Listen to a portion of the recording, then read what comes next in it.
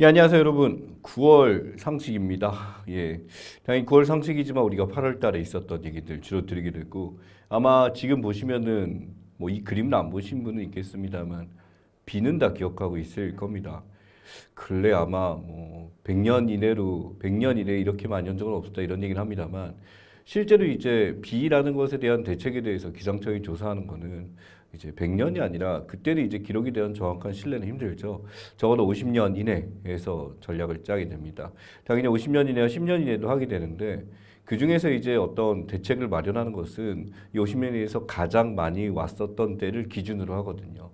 그러다 보니 우리 입장에서는 이렇게 비가 많이 왔었을 때 정부에서 어영부영하는 거에 대해서 어떻게 이런 것도 대처 못해라는 얘기도 할 수 있겠지만 뭐 제가 정부를 옹호하는 건 아니긴 한데 지금 상황에서 당연히 이제 이후의 정책은 이번에 비로 이제 정하게 되겠죠. 그래서 여러 가지 저류 시설이나 대책에 대한 것들은 계속 마련이 될 겁니다.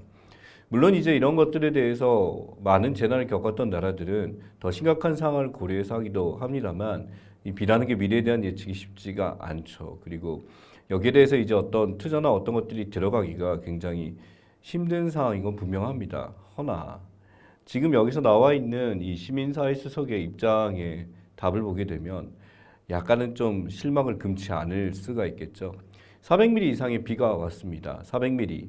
400이 밀리미터로 붙이다 보니까 이제 커 보이긴 합니다만 40cm죠. 그럼 40cm면은 3cm 자보다 조금 더 크네라고 생각할 수 있는데 중요한 것은 이 비가 고이는 곳이 있고 그리고 그냥 빠지는 곳이 있겠죠. 그러다 보니 일정한 낮은 지역에 이게 다 쏠리다 보니까 커다란 문제가 발생했습니다. 그러다 보니 주변보다 약간의 저지대에서 문제가 생겼고요. 이번 같은 경우는 서울에 굉장히 문제가 됐었습니다만 비가 오게 된 것이 우리가 알기로 이 장마전선이라는 게 위에는 오츠케 기단, 그다음에 이 북태평양 기단이 만나서 된다라고 하게 되는데 유난히 이번에 시베리아 고기압에 비해서 오츠케 저 기압이 훨씬 더 강력하게 되는 일시적 현상이 일어났고 여기서 굉장히 많은 양의 비구름을 쏟아붓기 시작하면서 중부지방 일대에 엄청나게 정체정선에 비가 왔었죠. 이 정체정선이 바로 장마입니다. 그래서 이 장마 전선이 어디서 걸쳐지냐에 따라서 국지적으로 비가 내렸고 이후에 8월 중순경에는 아래쪽 충북지방, 그다음에 전북지방에서 엄청나게 많은 비가 내렸죠. 지금은 이제 어느 정도 소강 상태지만 예전과 같은 것을 회복했습니다만 이렇게 이상 기후가 된 것은 어떻게 보면 지금 너무나 많은 것들이 변화했기 때문이 아닐까 싶습니다. 하지만 여기에 대한 답변을 보자면 비 온다고 퇴근 안 하나? 그렇죠. 퇴근해야죠. 퇴근해야 되는데 자신이 맡은 임무가 무엇이냐에 따라서 굉장히 중요하다라고 생각할 수 있습니다. 이분이 이제 시민사회 수석이라고 하는데 사실은 거의 대통령의 대변인처럼 지금 얘기를 하고 있죠. 대통령 퇴근해야 되지 않나. 서툴러서 그랬다라고 이제 지금은 답변을 꺼냈었고 이후에 이것에 대해서 컨트롤 타워나 이런 것들에 대해서 많이 신경 쓰겠다라는 답변을 했었습니다.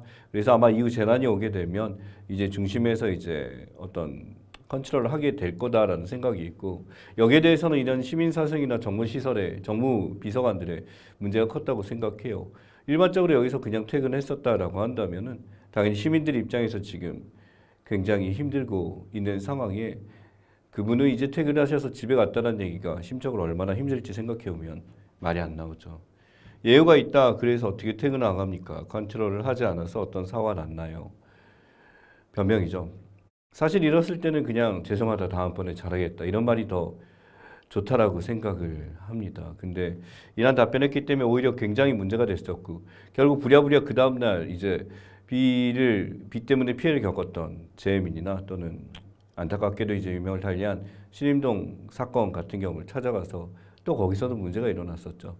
우리 책에 담겨 있습니다만 서툴러서 이랬다라고 하기에는 너무나도 중차대한 자리가 우리나라 행정부의 수장의 역할이라고 생각합니다. 비가 온 게 누적일 강수량이 지금 이렇게 나왔어요. 하루 동안 이렇게 왔다라고 하게 되는데 288입니다. 서울 동작지역, 그다음에 인천 부평 부천에서 224.5. 이게 하루에 내렸다라는 것에 대해서 말씀을 드리자면 바로 250이라는 것이 이 건조기후 지방에서도 사막은 말도 안 되고요. 그 외에는 BS기후, 스텝기후 같은 데서도 1년 동안 내리는 양이 한꺼번에 쏟아 부었다라고 하는 게 맞겠죠. 우리나라 같은 경우 거의 이후에 올 비가 한 번에 하루 동안 1년 동안 내릴 비가 하루에 왔다라는 말을 할 정도로 굉장히 많이 왔고 중요한 거는 이 8일 날만 온 게 아니었죠. 이 8일 날부터 이제 9일부터 10일까지 간헐적으로 계속 비가 내리게 되면서 그 피해량이 굉장히 커졌습니다. 보다시피 중부지방 일대로 해갖고 이쪽에 있는 경기도 북부까지 해서 굉장히 많은 비가 내리게 됐었죠. 그래서 각 지역의 비를 보게 되면 이때까지 많이 왔었던 게 서울 강남제 293mm가 일강수량 떨어지게 되면서 이때 강남역이 모두 침수가 되고 건물들 지하에 있는 전부 다 침수가 됐었습니다. 그래서 난리가 났었고 거기에 대한 대책으로 건물들에서는 이런 비를 말릴 수 있는 가림막이 나왔었고 저류시설 요청 만들었습니다만 이후에도 이것은 통제되지 않았죠. 그래서 산사태까지 났었던 적도 있었고 뒤에 보시게 되면 지하철로 참수의 침수까지 이렇게 이루어졌습니다. 그래서 이쪽의 대책 같은 경우는 이 비가 가장 많이 왔던 걸 기준으로 한다고 말씀드렸죠.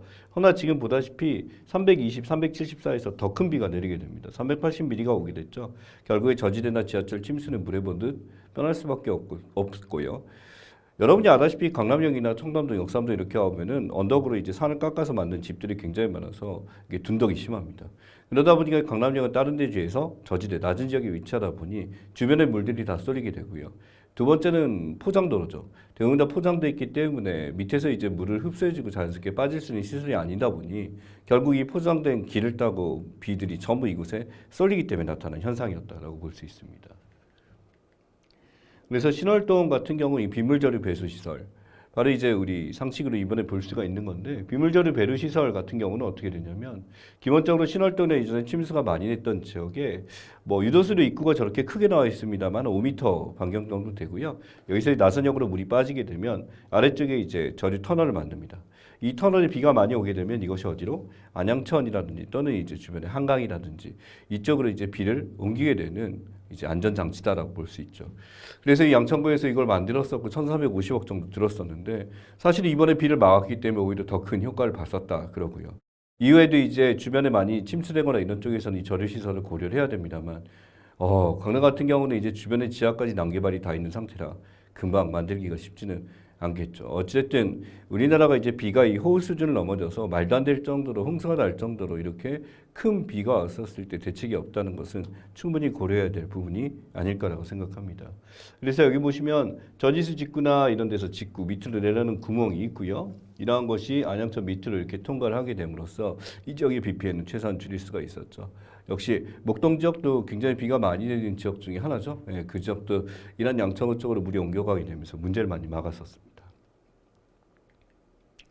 그래서 이 배수터널 구조 같은 경우 보게 되면 지하 깊이 30, 40m로 떨어지고요. 아래쪽에 이제 배수관은 5m에서 7.5 정도로 되어 있습니다. 그래서 이제 한강으로 이렇게 쏟거나 이렇게 되는 거죠. 그래서 주변의 펌프질이나 이걸 통해서 물이 나왔을 때 계속적으로 이렇게 되고 물론 이제 한강 수위가 높아지는 것도 있겠습니다만 어찌됐든 한강으로 들어가는 것과 일반 민가의 비가 들어가는 차이가 크겠죠. 그래서 이러한 것들이 이제 배수 시설로서 이제 많이 갖춰지게 된다면 우리나라 입장에서는 당연히 이런 것들이 많이 필요하고 사람들이 안전망에서 구하는 것이 어떻게 보면 국가가 해야 될 가장 중요한 일 아닐까 싶습니다. 그래서 이 배수관 사업 계획이 다양하게 있고요. 여기 보시면 양천 강서해가지고 이렇게 있습니다만 다양한 지역의 관합 동작도 이번에 컸었죠. 그래서 이쪽이 지금 사업지를 통해서 다양하게 계획 중에 있습니다. 이외에도 계속 늘려가겠죠. 물론 사후 약방문이다, 소위 고향가 묻힌다 그런 말을 할 수 있겠습니다만 생각보다 이 사업이 이전부터 진행이 되려고 하고 있었어요. 다만 갑작스럽게 내린 비가 예측을 넘어섰기 때문에 이런 일이 나타났다 볼 수 있습니다. 자, 근데 이게 CNN에서 내셨죠. 바로 대통령입니다. 이 사진에 대해서 이쪽에 이제 각이된 거죠. 신림동에 있는 이제 반지하의 사람들이 이제 이쪽에 이제 거주하고 계셨던 분이 어떻게 보면 지체 장애인이신 걸로 기억하고 있고요. 그러다 보니 여성들만 살고 있기에 문에 이제 물이 이제 가득 찼었을 때 이 문을 열고 나간다는 생각 자체가 힘들었었고 거기다 물이 더 차다 보니 이제는 어떤 인력으로서는 할 수 없는 상황이 되다 보니 결국 물속에 잠길 수밖에 없게 됐었죠. 외신에서는 이게 마치 기생충식 지하주택, 반지하주택이다 그래서 여기에서 이제 이런 걸 했었는데 대통령이 이걸 통해서 했지만 왜 이곳 사람들이 미리 대피하지 않았는지 모르겠다라는 말을 꺼내게 됨으로써 굉장히 큰 문제가 됐습니다. 저는 이제 어느 순간 이런 생각합니다. 이게 대통령이 모른다라는 거는 모를 수 있어요. 대통령이 데리고 있는 사람들이 여기에 대해서 어떤 대책이나 이런 것들 또는 이런 말은 금기시해야 된다, 조심해야 된다는 것을 잘 전달했으면 좋겠습니다. 그래서 본인도 이제 어느 정도 바뀌었다라고 하죠. 어떤 말 쓰는 어투나 단어들에 대해서 좀 변화를 했는데 이런 것까지 신경 써야 되나라는 생각이 있습니다. 문제는 이것을 페이스북에 홍보 자료를 올렸다는 게 문제가 됐고 하루가 되지 않아 바로 사진을 내렸죠. 왜냐하면 국민들이 여기에 대해서 이걸 봤었을 때 지탄을 할 것에 대해서 제대로 파악하지 못했던 게 아닌가 싶고 이것은 결국 외신에까지 나가게 되면서 망신을 당했습니다.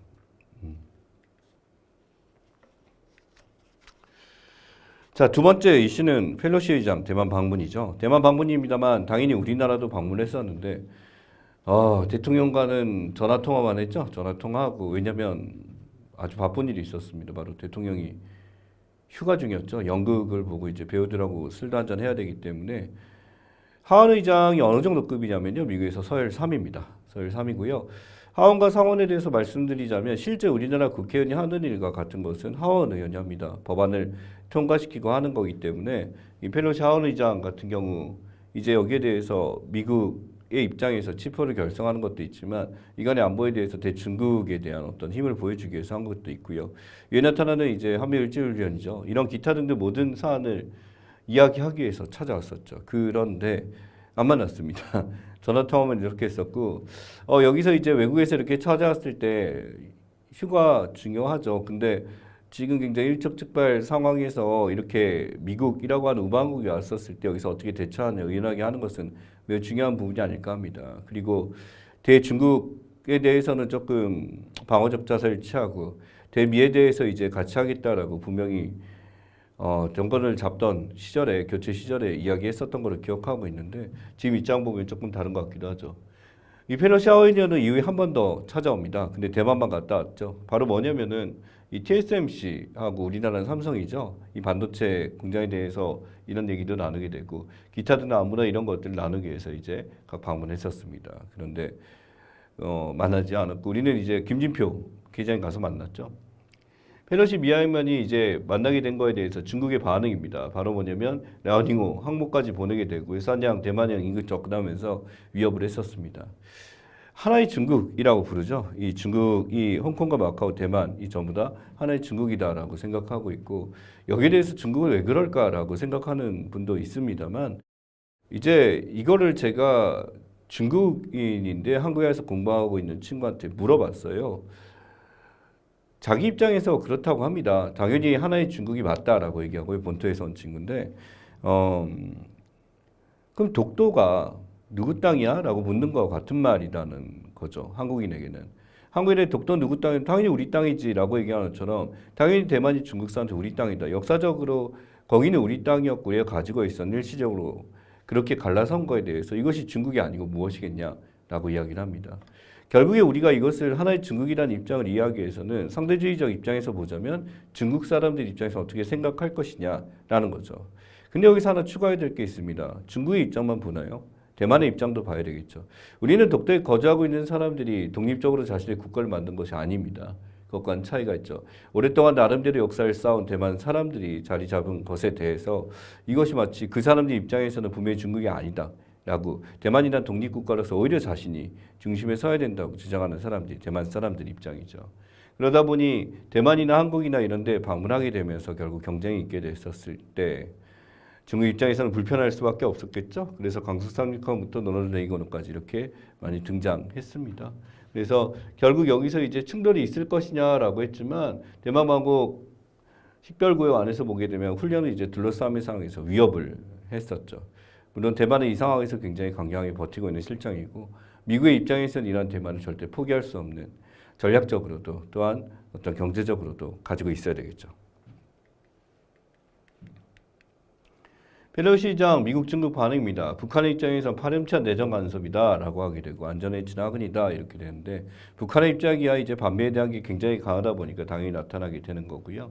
백악관 국가에 대해서는 하나의 중국 정책과 일치한다. 중국 주권 침해하지 않겠다. 분명히 얘기했었고 펠로시 의장이 가서 미국 정책에 대해서 이제 우리나라 법안이나 이런 것들을 조정해 보겠다라고 한 거기 때문에 존중한다라고 했습니다. 근데 여기 보면 미국과 대만 독립 분열에 대해서 책임져야 된다라는 얘기로 강력하게 했었고요. 공중훈련 실사격 실시하겠다까지 중국에서 굉장히 강경한 태도를 취했었죠. 물론 이 지금의 상황은 이강 체제로서 중국과 미국이 올라가게 되고 여기에 대해서 이제 둘 간의 경쟁 속에 우리는 어떤 선택을 해야 되냐라는 게 항상 나타나고 있습니다만 가장 이제 진보적인 말은 어느 쪽을 선택한다기보다 이제는 우리가 중심으로 서야 된다. 그래서 필요한 것은 협력하고 거절할 것은 거절하는 현실주의적 입장에서 가야 된다라고 보고 있죠. 하나의 중국 원칙입니다. 중국은 대만 한 나라를 이해하지 않고 보면 홍콩 국기도 있고 대만 국기도 있습니다만 마카오도 있죠. 요 나라들이 하나의 나라다라고 주장하고 있습니다. 합법적인 중국 정부는 단 하나이기 때문에 이것은 하나의 중국이다라는 논리고 중국 본토의 사람들은 당연히 여기에서 동의를 하고 있는데 사실 이거에 대해서 우리가 왈가왈부할 없을 것 같습니다. 그들의 싸움이죠. 여기에 대해서 중국이 잘못했다라는 것이 중국인에 대한 어떤 반발심 때문에 그들에 대한 혐오 때문에 나온 것이 아닌가 스스로 판단해 봐야 됩니다. 그러니 이것은 우리가 중립적으로 볼 필요가 있고 누구의 편을 드느냐라기보다는 무엇이 맞는가 역사적으로도 그 다음에 그 나라의 입장에 상대주의적으로도 판단해야 되는 문제가 아닐까라고 생각합니다. 그래서 저는 하나의 중국이 찬성하냐 그건 아닙니다. 여기에 대해서 무엇이 옳은가에 대해서는 결국 중요한 거는 국민들에게 물어봐야 될 문제가 아닐까라고 생각하죠. 대만 사람들의 입장에서는 워낙 오랫동안 자치적으로 오랫동안 하나의 나라를 구축해왔고 역사를 만들어왔기 때문에 그것을 한편으로 존중하는 것도 있어야 되죠. 하지만 그 전의 역사를 보자면 또 다른 스토리가 담겨 있기에 여기서 저 입장은 관망하는 입장이다라고 말씀드리고 싶습니다. 자 근데 유승민 씨죠. 예, 뭐 경기도에서 선거를 못 나갔습니다만 유해 잠룡으로서 어느 정도 대선 후보로서 이름이 나와 있는데 만났어야 한다라고 있죠. 이 외교안보라는 것은 초당적으로 이루어져야 된다. 이제 당적인 싸움에 대한 얘기가 아니라 절대적으로 어떤 우리나라 국익을 위해서 어떤 것이 필요한지 그래서 찾아왔다고 하면 만나야 되는 것이 맞다라는 거죠. 부통령이 3이다라는 겁니다. 근데 워싱턴 권력으로서는 설령 2일자 바로 이란 행정부를 견제하는 최강의 존재죠. 그러다 보니까 여기에 대해서 당연히 만나는 게 맞았었는데 왜 안 만났냐라는 거에 대해서 다른 당이 아니라 자기 당 사람이 이렇게 비판하는 모습을 볼 수도 있습니다. 결국 한국과 일본은 순서대로 방문하고 들어갔었을 때 우리나라 입장에서는 조금 더 고민을 해야 되지 않았나라는 얘기도 하고요. 일각에서는 뭐 만나지 않은 것도 중국에 대한 견제에 대해서 벗어날 수 있기 때문에 괜찮다라고 하는 보는 입장도 있습니다. 낸시 펠로시예요. 서열 3위라고 했었고 워싱턴에서 권력상 2위라고 했었는데 연세가 꽤 많습니다. 40년생이죠. 72년생이고 72세죠. 그래서 하원의장 재임하고 2년 전에서 굉장히 강력한 힘을 구가하는 사람 중에 하나고 나름대로 이제 보수적이라기보다는 미국의 힘에 의해서 어느 정도 이제 조정을 할 수 있는 시야가 넓혀진 사람이다라고 있습니다. 자, 14년 만에 최대 규모 감세, 서열 3위, 하디슈 3위죠. 세제 개편을 발표했습니다. 그래서 최대 규모 감세다 떨어뜨려 준다라고 하게 되는데 세제 개편 주요 내용에 보시게 되면 소득과세 표준 구간 근로소득 세액 공제가 굉장히 증가했어요. 무엇보다 과세 표준 아래에 있는 이제 저소득층한테 이걸 줄여주는 게 굉장히 늘어났다라는 게 하나 보이게 됩니다. 또한 연금 계좌 같은 거 세제 혜택 많이 늘리겠다. 라고 하고요. 식대 비과세 한도까지 늘리게 되고 이게 보게 되면 월 10만 원에서 비과세 한도를 20만 원까지 하겠다라고 했었는데 세수로 보게 되면 이게 1조가 넘어가는 양의 이제 감세가 이루어지게 됩니다. 또는 사회금액 소득공제 역시도 7천만 원 초과까지도 개정안에 대해서 나와 있어요. 그러니까 총 급여에 대해서 이제 카드 쓰는 거에 제한하고 그래서 현금을 쓸 수밖에 없는 상황도 있었는데 이제 이걸 늘려주겠다라고 하는 거죠. 그래서 공제 한도에 대해서 이렇게 줄이겠다라는 얘기까지 있고요. 이런 식으로 이제 감세를 하게 되면서 보시면은 이 고소득층에 대해서는 이제 감세가 조금 적은 편인데 저소득층에 대한 감세 자체는 많이 늘렸다. 그래서 일반적으로 이제 개인이 가지고 있는 감세를 늘리게 된 게 개인의 어떤 과세 표준 구간에 대해서 지역 가입자들에 대한 보험료를 조금 낮춰줬죠. 그래서 실제로 이제 주요세편 개편 방향 보시면 2주택자는 1세대 1주택 혜택 유지를 검토하겠다. 일시적으로 한 거에서 이세대로 보지 않겠다. 이건 합리적인 얘기 맞고요. 종부세 기본공제 11억 원을 적용하겠다라고 하는 거. 그래서 이 80% 법에 대해서 왜냐면은 종부세 기본공제에서 6억 원이 됐을 때 지금 우리 주택들이 가격이 다 넘어가게 되면서 이게 제한이 좀 있다라고 판단을 하게 된 거죠.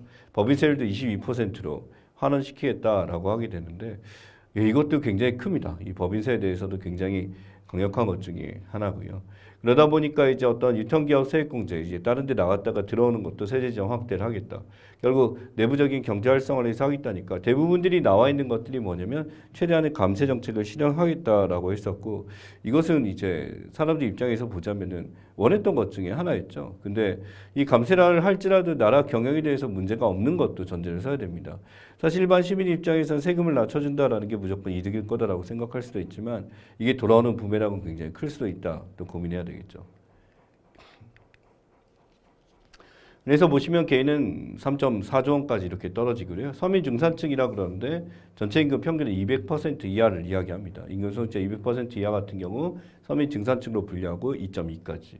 고속층이 가장 적고요. 법인의 감세 크죠. 그래서 경제들에 대해서 기업들이 이제 중심돼서 경제 활성화를 시키겠다라는 것도 하는데 문제는 이제 대기업의 구매가 큽니다.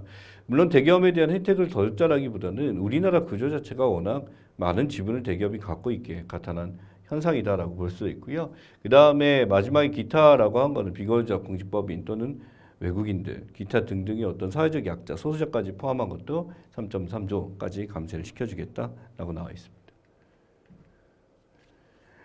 자, 경찰국 신설에 대한 이야기죠. 졸업만으로 남들이 20명 걸려 임명되는 불공정을 해결하는 건 당연하다. 어떤 대학교를 나왔기 때문에 그 자리를 가져가는 것은 옳지 않다라고 하는데 이게 대학 가는 게 우선 쉽지가 않습니다. 그래서 이러한 경찰대와 일반 이제 그 아래서부터 올라온 경찰들의 갈라치기다라는 말은 있었고 행안부 장관 입장에서 이것을 제약을 걸겠다라고 지금 나선 거죠. 그래서 행안부 밑에 경찰국을 두게 되면서 진급이나 심사 등에 있어서 경찰대 출신들에 대한 어떤 단호한 이제 선긋기가 시작된 것 같습니다. 그래서 한편으로 순경 출신을 보게 되면 당연히 개혁이 필요하다라는 것에 동의를 할 거고요. 경찰대 출신 입장에서는 결국 노스쿨 등으로 빠진다 등등이나 경찰국 시선받을 개혁 대상을 삼는 것은 옳지 않다라고 하기 때문에 자신들의 입장에서 당연히 주장하고 있습니다. 자기가 어디 출신에 대해서 대운다 얘기를 하고 있겠죠. 그래서 이 행안부 밑에 만들게 되는 게 이제 경찰국에 대한 이야기인데 국가경찰위원회죠. 바로 뭐냐면 조직과 운영에 관한 부분에서 소속 바로 경찰청 행정안전부 밑에다가 이걸 집어넣게 됩니다. 여기에 대해서 당연히 경찰들의 어떤 수사나 이런 것들에 대한 중립화가 떨어지게 될 것이다라고 하게 되는데 원칙상 이제 헌법상 나와 있는 거 밑에 들어가는 게 틀리진 않죠. 예, 그래서 이렇게 됐었고 위원은 행안부 제청을 하게 되면 국무총리와 대통령이 임명을 하게 된다라고 나와 있고요.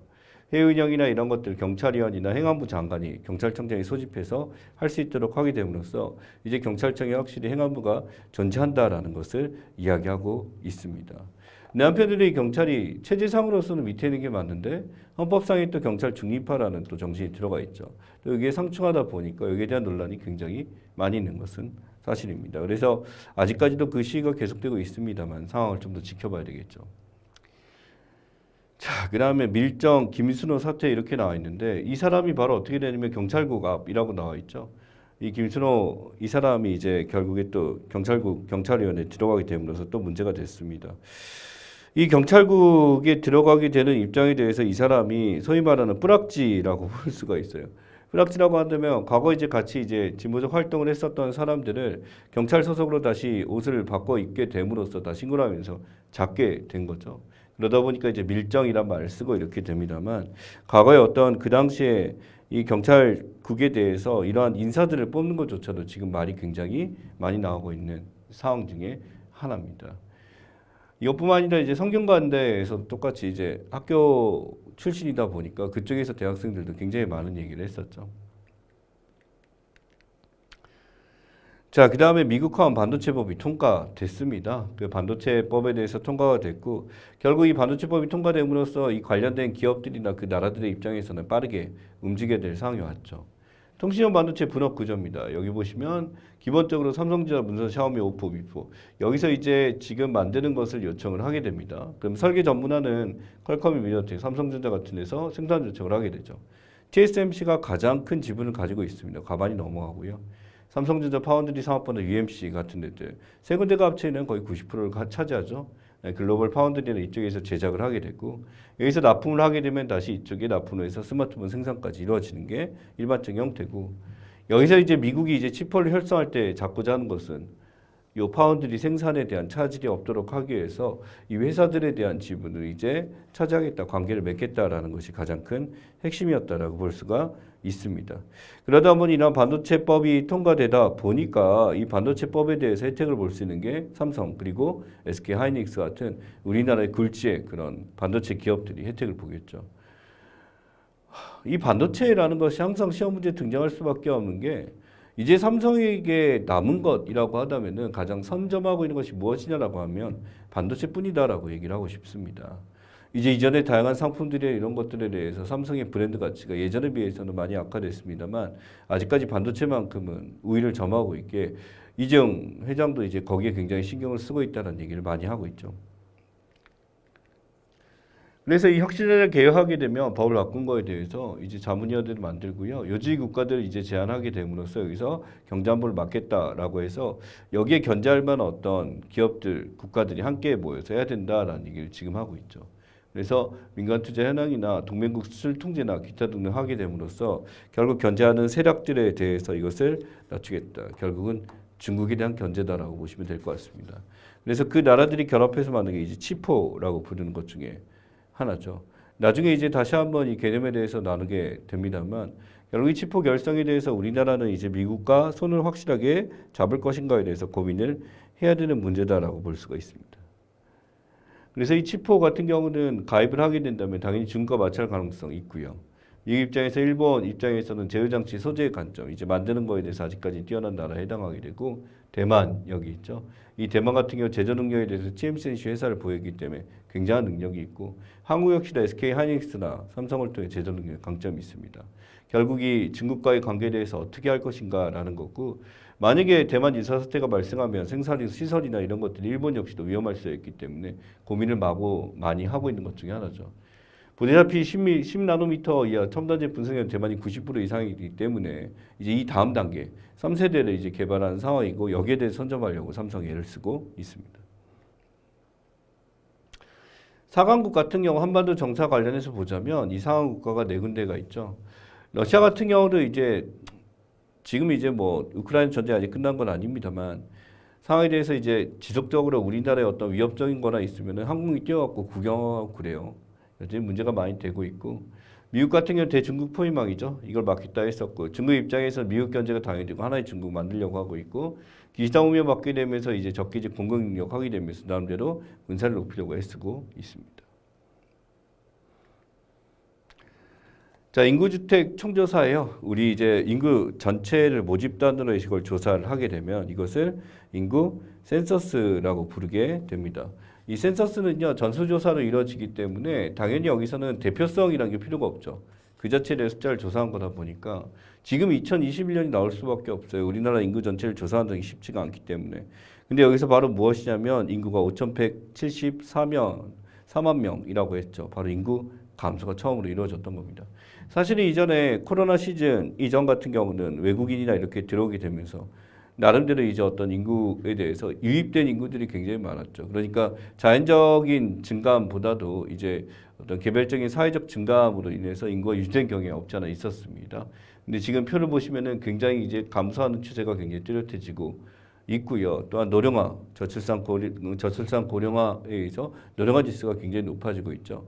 이 노령화 지수라는 것은 유소년층 분의 이 노년층을 계산해서 이 수치가 이제 커지게 되면 이제 굉장히 큰 문제가 되고 있고 실제로 그 사이를 판단하는 것은 전체 인구 중에 노령 인구가 얼마나 속하느냐라는 건데 우리나라 2030년 후반 정도 되게 되면 이제 초고령 20%가 65세 이상 노인이 될 것이다라는 말까지 나오고 있습니다. 현재 다문화 가구 같은 경우는 전년 대비 그래도 1.7만 가구가 늘었습니다만 그 외적으로 빠진 게 많기 때문에 많이 줄고 있다는 거죠. 그래서 이 주택총조사에 나와 있는 사례들을 보게 되면 친족가구는 1,481만 가구입니다. 아까 5,100에서 이걸 빼본다라고 생각한다면 거의 4인 가구 수준으로 가고 있는데 따져보면 3인 가구 남짓이죠. 왜냐하면 이제 1인 가구도 굉장히 많고 유사 가구도 많이 있으니까. 친족가구 64.4%가 보다시피 1인 가구가 33.4%. 우리나라 1인 가구가 이렇게 많습니다. 혼자 자취를 하거나 회사를 다니거나 학교에 다니거나 하는 친구들이 되겠죠. 보다시피 평균 가구 한수도 2.29명까지 떨어진 상황입니다. 2.29명이라고 한다면 전년 대비도 떨어졌습니다만 부부가 있어요. 부부가 있어야 가족이 형성되게 되는데 0.29죠 플러스가. 그러니 자식이 없는 딩크족도 굉장히 많아진 상태고 예전에 비해서 아이를 낳는 숫자가 많이 떨어졌다라는 거죠. 3인 이상 인구는 굉장히 감소했습니다. 바로 뭐냐면 다인 가구는 감소하기 시작했고 부부 가구나 1인 가구가 엄청나게 증가한 것을 보여주고요. 4인 이상도 보다시피 404만 떨어져 있는 상황이죠. 아파트 거주 가구 비율 같은 거 51.9%입니다. 과반이 넘어가죠. 결국 우리나라는 아파트의 나라다고 아파트 자체에 대해서 사는 것이 가장 중요한 나라가 되어 있는 실정입니다. 노령화 지수 추이입니다. 아까 말씀드렸다시피 15세 이하 유선전 인구분의 노인 인구, 65세 이상의 인구를 따져서 이 지수를 구하게 되는 거죠. 그래서 이 노령화 지수가 보다시피 쭉 가다가 2020년에 보게 되면 132.9. 즉 우리나라는 유선전보다 누가 더 많은 거? 노인 인구가 훨씬 더 많은 나라에 해당하게 됩니다. 고령 인구 보시면 65세이 16.4%예요. 그렇기 때문에 고령화 사회에서 고령 사회는 이미 접어들었고 초고령 사회가 얼마 남지 않았습니다. 이 숫자가 3.6만 더 커지게 되면 기준을 말씀드리자면 7%가 넘어가면 고령화 사회라고 부르고요. 이제 14%가 넘어가면 바로 이때 2017년에 우리나라가 고령 사회로 들어갔습니다. 그 다음에 바로 이제 20%가 넘어가게 되면 초고령이라고 말을 붙이게 되고 이것은 인구에 대한 둔화가 굉장히 커진다라고 볼 수가 있는 거죠. 강원도예요. 강원도는 이제 벌써 20%가 넘었습니다. 다른 지역에 비해서 좀 더 심각하죠. 사례들을 찾아보면 굉장히 많습니다만 강원도도 있고 우리 책에 보시면은 경북 군위군 같은 데가 가장 높다라고 나와 있죠. 그래서 노령화 지수 880이라는 것은 아이들이 거의 없는 곳이라고 보셔도 상관이 없습니다. 결국 호남권이라든지 수도권이 가장 낮기 때문에 아이들이 가장 많기 때문에 상대적으로 시군별 고령 인구 비율 높은 데 보시면은 거의 다 지방에 있는 군급에서 이루어지고 여기는 그러니까 사람들이 아이를 낳는 게 거의 사라진 상태다라고 볼 수 있는 것 중에 하나죠. 그래서 이러한 인구에 대해서 우리가 단순히 이제 인구 비례가 인구수가 적어진다라는 것도 문제가 될 수 있지만 한편으로 이게 노령화되기 때문에 생산 가능 인구가 줄어든다라는 것은 어떻게 보면 사회 생산의 둔화가 이루어질 수 있다라는 겁니다. 그러니 거기에 대해서 아이를 낳는 것에 대해서 굉장히 중요하게 생각하는 것도 있고요. 한편으로 이러한 노령 인구에 대한 국가적인 대책 같은 것도 빨리 마련해야 되는 게 당연한 이야기라고 볼 수가 있겠죠.